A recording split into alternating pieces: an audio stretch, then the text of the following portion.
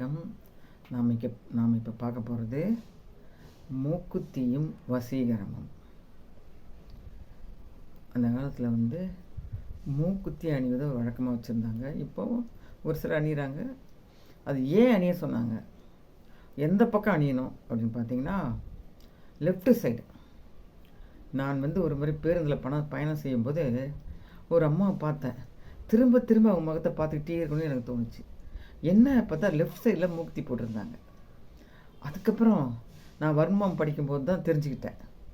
இந்த பக்கத்தில் லெஃப்ட் சைடில் ஒரு வர்மம் போகுது. லட்சுமி நரம்புன்னு ஒரு நரம்பு இருக்குது.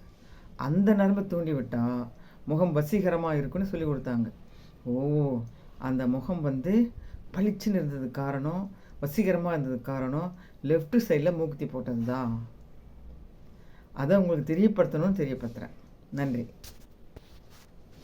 இப்போ அந்த லட்சுமி நரம்பை நம்ம மூக்குத்தி போடாமலே எப்படி தூண்டி விடுறது பார்த்தீங்கன்னா, கட்டவரல் பாருங்க, அதோட சைடு இந்த மூக்கினுடைய இந்த நுனியில் இருந்து இந்த கண்ணுடைய ஓரம் வரைக்கும் இப்படி ஒரு சிறு அழுத்தம் கொடுத்து இப்படி தூக்கி விட்டோம்னா அந்த லட்சுமி நரம்பு வேலை செய்ய ஆரம்பிக்கும்.